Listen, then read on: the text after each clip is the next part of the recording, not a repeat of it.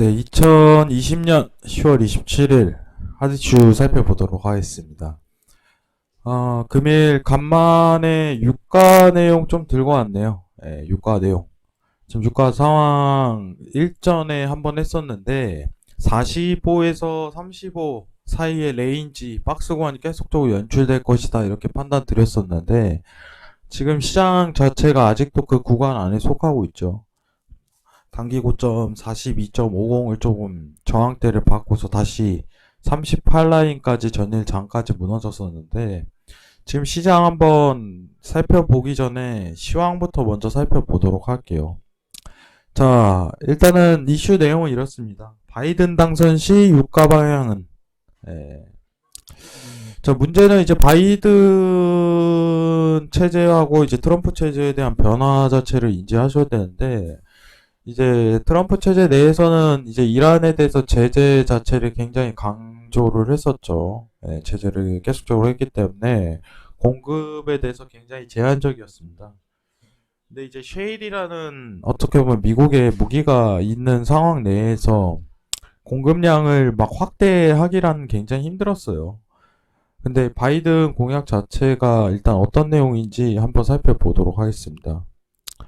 자, 일단은 오펙부터 좀 얘기 나눠보도록 할게요. 네, 중요 내용, 핵심 내용만 보도록 하겠습니다. 어차피 차트에서 답이 나오니까. 러시아와 사우디가 오펙 내 최대 생산국인 만큼 두 국가가 유가 부양 의지가 전체 카르텔 차원의 감상 공조 기조로 연결될 것이라고 보임. 이렇게 얘기가 나옵니다. 근데 중요한 거는 감산을 계속 진행을 하더라도 엄청난 상승폭을 일으키지 못합니다. 다시 바닥폭을 내려앉을 가능성에 대한 제한만 두는 거지, 상승에 대한 랠리를 이어질 가능성이 굉장히 적어요. 오펙 감산에 대해서 많이 다뤄보시거나 기억하시는 분들은 아시겠지만, 오펙 이슈, 감산 이슈 자체가 상승 랠리를 뿜을 수 있는 이슈가 더 이상 아니에요. 16년도, 15년도 이때부터 감산 시작해갖고 그때나 이슈나 됐지. 지금은 단순 지지력밖에 안 됩니다. 유가를 부양하고 있는, 예를 들면 이제 40단가 내에 버티고 있는, 당연스럽게 해야 되는 시황이에요. 그렇기 때문에 이 시황 자체는 제하도록 하는 게 좋아요. 중요한 게 이제 바이든 당선되면 이란 제재에 대해서 한 부분 자체가 핵협상, 재협상 및 제재 완화를 예고하고 있다. 2018년 이후 급감한 이란의 원유 생산량이 내년 복구될 것이라고 전망. 자, 그러면은 이제 장기적인 모멘텀과 시황과 좀 맞물린다면은 상승은 당분간 힘들 것이다. 앞으로 고유가 시대는 굉장히 어려울 것이다 평가를 하고 있어요.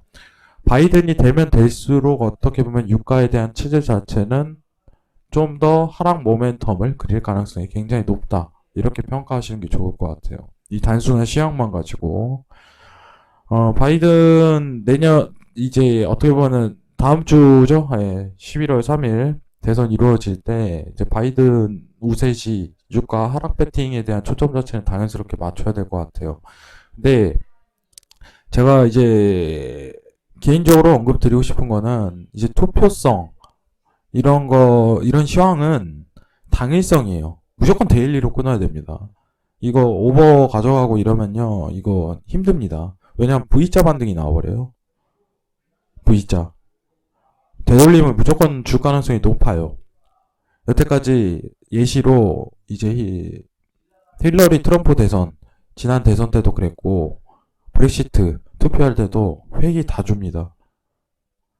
그렇기 때문에 유가 바이든 당선 유력 시 하방 배팅에 초점을 맞추고, 그 다음에 저항대 돌파 추세 이어지는 관점에서 저항대 돌파 이루어지면은 다시 재매수 관점, 이런 모멘텀을 그릴 생각이에요. 근데 중요한 거는 왜 바이든 당선 시 하락에 대한 포커스를 맞추는지, 유력 시 이러한 제재 완화라는 체제가 있기 때문이라고 이렇게 좀 평가를 드리는 게 좋을 것 같아요. 뭐 시장 전반적으로 이제 셰일도 망하고 있는 분위기고, 왜냐면 실물 경제가 망하기 때문에 셰일 자체 공급 제한 자체가 많이 이루어지지 않기 때문에 유가가 버티는 그림도 있고, 감산도 있고, 추가적으로 어떻게 보면은 박스권에 대한 태도 자체를 앞으로 대부분 그릴 가능성이 굉장히 높다고 평가를 하시는 게 좋습니다. 이슈를 유가 관련해서 제대로 안 다뤘었는데 한 번은 다뤄야 될 거라고 생각을 했어요. 다만 이제 대선과 물려서 어떤 방향성을 띨지에 대해서 여러분들한테 좀 평가를 드리는 부분이고, 차트 한번 보도록 하겠습니다. 자, 사실 올해 굉장히 이슈가 많았었죠. 이제 마이너스 유가 사태까지 맞물렸었는데, 저도 사실 이 그림 자체는 굉장히 처음 봅니다. 그리고 회귀 모멘텀을 가졌던 거는 다시 재감산에 대한 태도 자체를 취했기 때문입니다.